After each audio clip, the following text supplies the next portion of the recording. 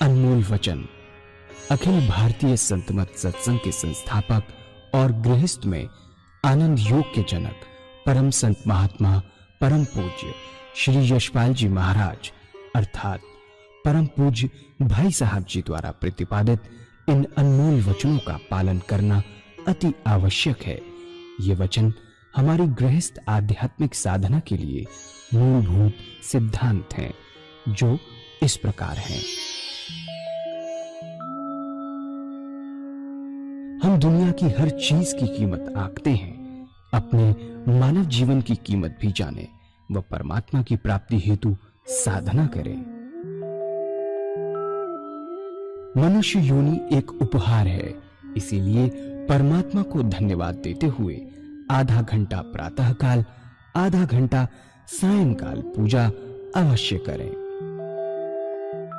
सत्संग, सतनाम व सद्गुरु को प्राथमिकता देते हुए इसी के आधार पर ध्यान योगाभ्यास अवश्य करें व गृहस्थ के कार्यों को परमात्मा का कार्य समझकर उसी की याद में संपन्न करें।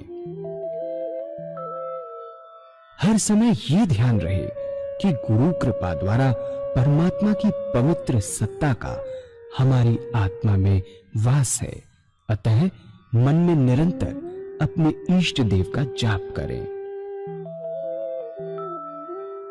मान सम्मान की इच्छा न करें व अपमान से दुखी न हो। परमात्मा के अतिरिक्त किसी और का भय न करें। दूसरों की बुराई न करें, न सुने, सत्य व मधुर बोलें, अश्लील शब्द मुंह से ना निकालें, सभी से नम्रतापूर्ण व सुंदर व्यवहार करें। धर्म पत्नी के अतिरिक्त अपने से बड़ी से माता जैसा, बराबर की से बहन जैसा व छोटी से पुत्री जैसा व्यवहार करें। सांसारिक जीवन यापन की आवश्यकताएं अंतहीन है, इसलिए अधिक से अधिक समय सत्संग में व धन परोपकार में खर्च करें। याद रखें, न स्त्री माया है, न धन दौलत, न ही परिवार।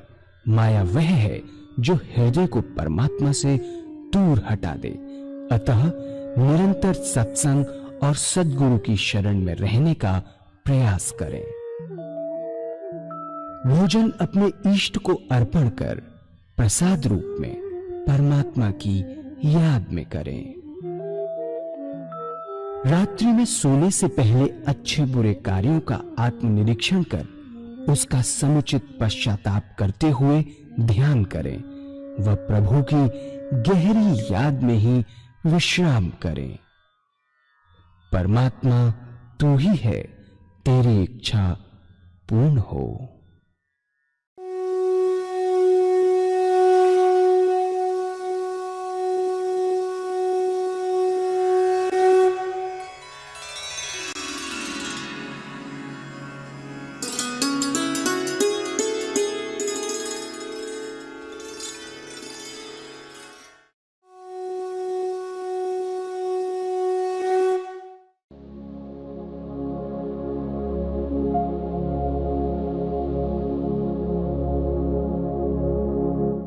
जय सद्गुरुदेव जय पद शरणम श्रेयस रूप चरणों शरणम। जय सद्गुरुदेव जय पद शरणम श्रेयस रूप चरणों शरणम। पूज्य माता और बंधुओं, पूजा क्यों करनी चाहिए और कैसे करनी चाहिए, बहुत इंपॉर्टेंट है समझना। क्यों और कैसे, हर चीज के अंदर अगर क्यों और कैसे लेके चलेंगे तो दो चीजों का कभी अभाव नहीं रहेगा आपके पास। पहला नॉलेज का, और जब नॉलेज ग्रहण कर ले और उसके बाद उस रास्ते पे चले तो रास्ता आपका पक्का होता चला जाएगा, समझ आती चली जाएगी चीज की। कि क्यों है, कैसे है, क्यों हम यहाँ पर हैं, कैसे आए हैं, क्या हमारा ध्येय है। सारी चीजें बहुत डिटेल के अंदर आपके सामने आती चली जाएंगी और बखूबी इस रास्ते में चल पड़ेंगे। कभी आपको अफसोस नहीं होगा कि ऐसा नहीं हुआ, ऐसा हुआ, ऐसा नहीं हुआ, ऐसा हुआ। देखिए ऐसा है कि हम अपने बिजनेस के अंदर हैं, हम जानते हैं कौन सी चीज खराब होगी और कौन सी चीज ठीक होगी। परमात्मा भी जानता है हमारे बारे में कि हम क्या करेंगे, कैसे करेंगे, कैसे कराएंगे कि हमारा रास्ता साफ होता चला जाए। और जिंदगी के अंदर परेशानी, टेंशन ना है। ये रास्ता टेंशन का नहीं है, ये रास्ता अनुभव का है और प्रैक्टिकल रास्ता है परमात्मा को याद करने। तो पहले हम समझें कि हमारी रचना क्या है, ये जानना बहुत जरूरी है। और ज्यादातर लोग नहीं जानते कि हम क्या हैं, कैसे हैं, क्यों हैं। इसके लिए एक जगह हमारा प्रोग्राम हो रहा था, एक डॉक्टर ने प्रश्न किया, और प्रश्न किया था कि पूजा से क्या फायदा। और अक्सर जो आईटी इंजीनियर से यही पूछते हैं कि क्या फायदा, क्यों समय बर्बाद करें। घर के लोग भी यही कहते हैं कि समय क्यों बर्बाद करें। बिजनेस में ये कहते हैं कि अभी करने का क्या फायदा, 58 साल के बाद पूजा पाठ करें। 58 साल किसने देखे हैं, पहली चीज। तो उस डॉक्टर ने बड़ी सिंपल तरीके से प्रश्न किया, ये तो बेकार लोगों का काम है, जिनके पास कोई काम नहीं। ज्यादातर कहते हैं ना कि रिटायरमेंट हो जाए, माला लो, बैठो और पूजा पाठ करते रहो, कोई काम नहीं। माला लेकर बैठे, आधा घंटा सुबह बर्बाद करें और आधा घंटा सायंकाल। हम लोगों के पास तो काम है,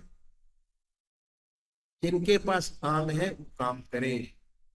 हम लोग तो डॉक्टर हैं, आधे घंटे में 2 मरीज बचा सकते हैं। अगर पूजा में बैठ गए तो फायदा क्या। ईश्वर को किसने देखा है, क्या पता है कि नहीं है, कौन जानता है। भगवान है या नहीं, इस चक्कर में क्यों फंसा जाए। सीधा साधा सेवा का काम करिए। ऐसा प्रश्न उस डॉक्टर ने किया और चुप हो गया। मैंने उससे छोटा सा प्रश्न किया और वो ये था कि आप सोते क्यों हैं, क्यों सोते हैं। उस समय ना खाते हैं ना पीते हैं, जब सो गए तो ना खाना है ना पीना है। 24 घंटे काम करिए, 3 पारी लगाइए, 2 नहीं 3 पारी। रात को भी काम करें, दिन में भी काम करें, तीना कमाए। क्यों टाइम वेस्ट किया जाए। मैं चकरा गया, बोले आप क्या कह रहे हैं, अब वो चक्कर में पड़ गए। अगर हम सोएंगे नहीं तो बीमार पड़ जाएंगे। ज्यादा से ज्यादा 1-2 माह चलेगा, इससे ज्यादा चलेगा ही नहीं, वही बड़ी मुश्किल से चलेगा। और इससे ज्यादा चलेगा नहीं। हम लोग तो डॉक्टर हैं, जिसको नींद नहीं आती उसको गोली देकर सुलाते हैं, नींद की गोली। मेरे पास एक डॉक्टर रहने के लिए आया, जो एमबीबीएस कर रहा था, कर चुका था, पीजी की तैयारी कर रहा था। जब आया तो 25 गोली खाया करता था वो सोने से पहले, उसके बाद तो उसको नींद नहीं आती। आके बैठा, 2 साल के अंदर ही बिकेम टोटली नॉर्मल। गोली खाना उसने बंद कर दिया, सोने की। अच्छी नींद आने लगी, सारे काम उसके सफल हो गए, जो चाहता था वो उसको मिल गया। और आजकल जयपुर के अंदर वो जो आपका बड़ा हॉस्पिटल है उसके अंदर नौकरी कर रहा है। सोना क्यों जरूरी है, उत्तर मिला, अगर मन को और दिल को, शरीर को रेस्ट नहीं मिलेगा तो काम नहीं चलेगा, सोना बहुत जरूरी है। फिर सेवक ने काउंटर क्वेश्चन किया, आप तो डॉक्टर है,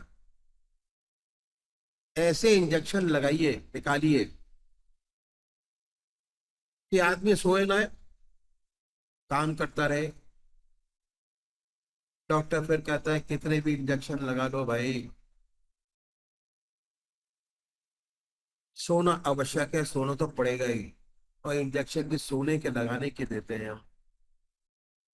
अब पूछिए सोना क्यों आवश्यक है?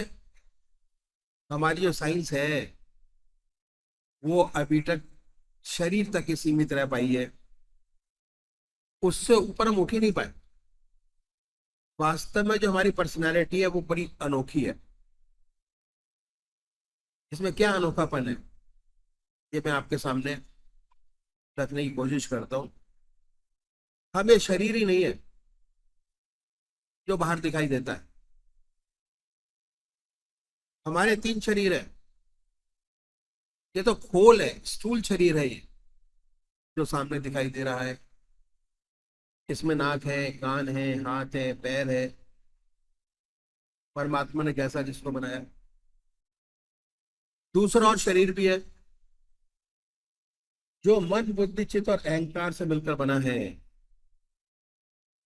हम उसे सूक्ष्म शरीर कहते हैं। जितना सोच विचार का काम है वो हाथ पैर से नहीं किया जाता, मन से किया जाता। मन से सब इससे किया जाता है। उसके बाद एक शरीर और है, तीसरा, वह है कारण शरीर,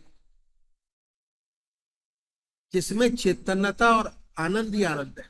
चेतनता है और आनंद है, और जहां आत्मा नहीं वो शरीर बेकार हो गया। तो हम भूल जाते हैं कि हमारे 3 शरीर हैं। हम सब कुछ इसी स्थूल शरीर को ही समझ बैठे हैं।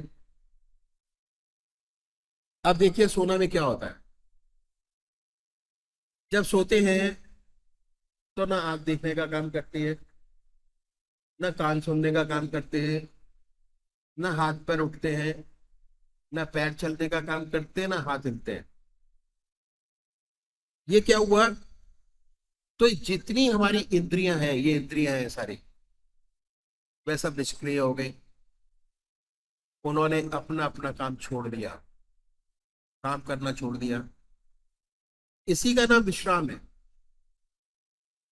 क्रिया रूप से यही होता है। और जब ये इंद्रियां निष्क्रिय हो गई तो इनका आधार है मन। इन इंद्रियों का आधार जो है वो मन है। ये मन में सिमट गई और इनको ताकत मिलती है मन से। खाने से ताकत नहीं मिलती।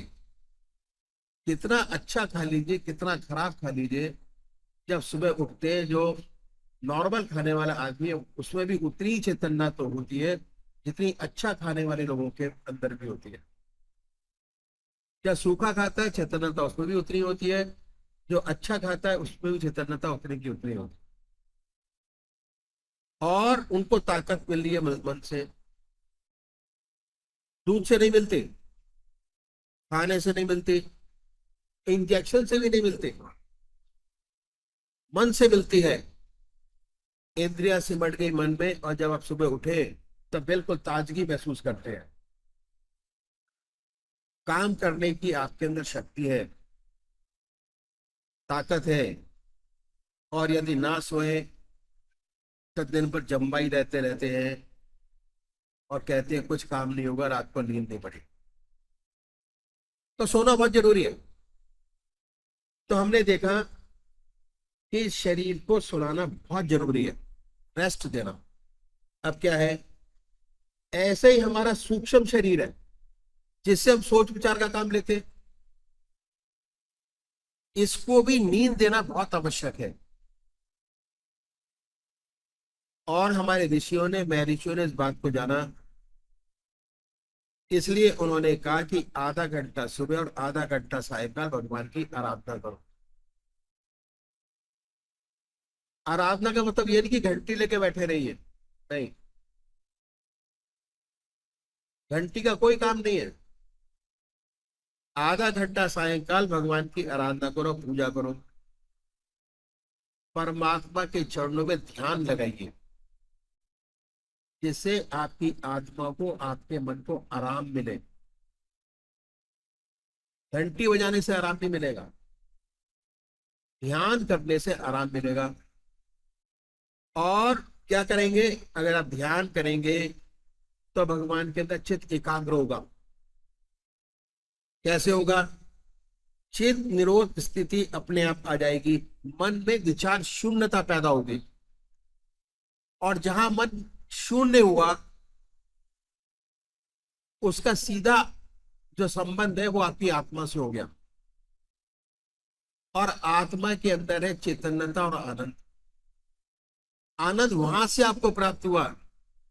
लड्डू खाने में आनंद नहीं है, अच्छी गाड़ी में आनंद नहीं है, अच्छा खाने खाने में आनंद नहीं है। आनंद कहाँ है? आनंद अपने शरीर के अंदर है। एक रसगुल्ला खाया तो मन आनंदित होता है, रसगुल्ला आनंदित नहीं होता, क्योंकि आनंद उसके अंदर नहीं है। मिठाई में आनंद नहीं है। बच्चे की शादी की, आनंद अपने अंदर हुआ।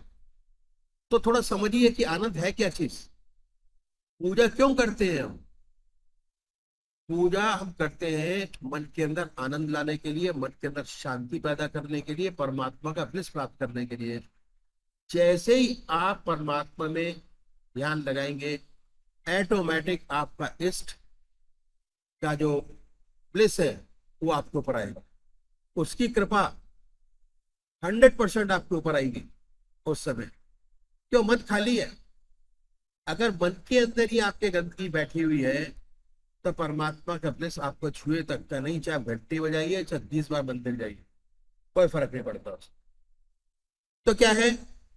विचार शून्य हुआ। जैसे आपने अपनी इंद्रियों को विचार शून्य किया, उसी प्रकार अपने मन को भी विचार शून्य करिए, निष्क्रिय करिए। भगवान को मानिए ना मानिए, कोई फर्क नहीं पड़ता,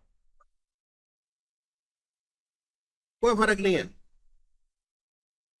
अपनी हस्ती को तब जानेंगे कि मैं कौन। अपनी हस्ती को पहचानने की कोशिश कीजिए कि हम कौन है, इंटरनली कौन है। बहुत जरूरी है। आपका अस्तित्व है जब तक, और इसका सच्चा डेवलपमेंट करना हमारा फर्ज है। जो बाहर देखते हैं वो कुछ नहीं है। सारे इंटरनल ऑर्गन्स आपके अंदर है। अगर आप मेडिकल में देखें, किडनी आपके अंदर है, यूरेटर आपके अंदर है, हार्ट आपके अंदर है। इफेक्ट वो होता है। ऊपर का शरीर तो सिर्फ आपको सिम्टम देता है। जो चीज अंदर खराब होती है उसका इफेक्ट बॉडी के ऊपर आता है। तो सारी चीज इंटरनल है।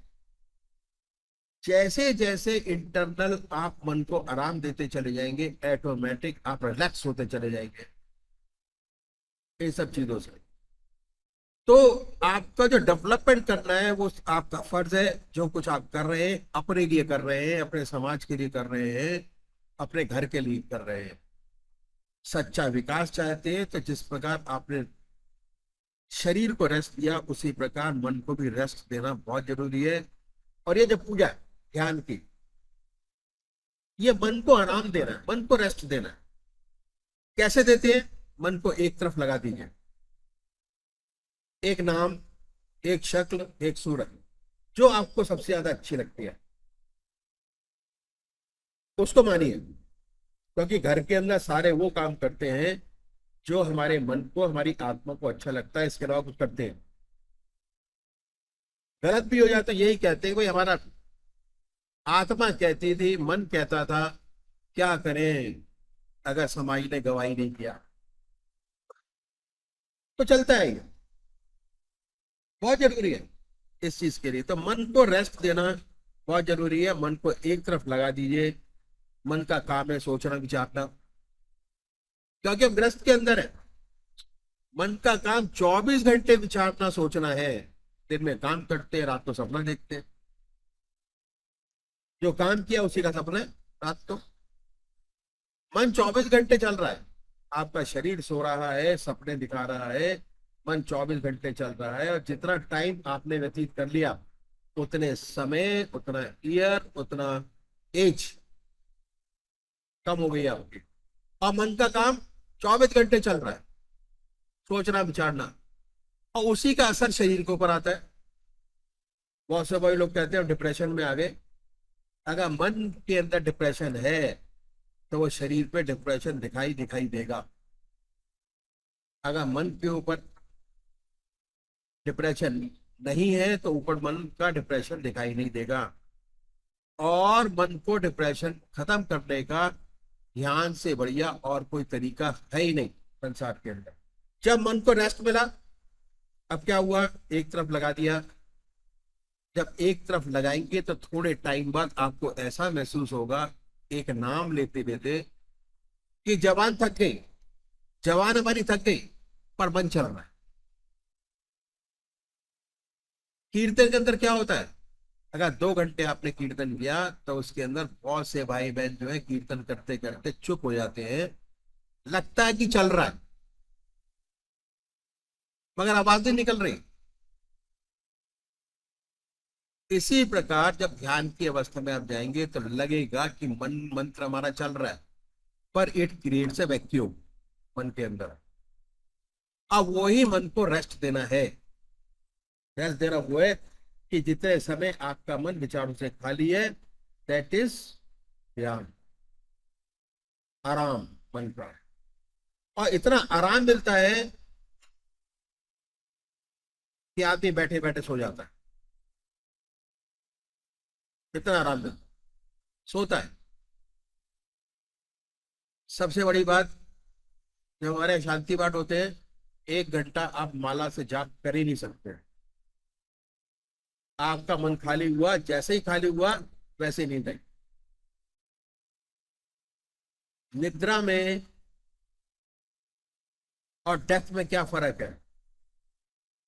जब रात को सोते हैं परमात्मा हिला के उठा देता है तो जिंदगी है, ना उठाए तो मौत। हेयर लाइन डिफरेंस है दोनों चीजों में। उठा दिया तो जिंदगी, ना उठाए तो परमात्मा को प्यार हो।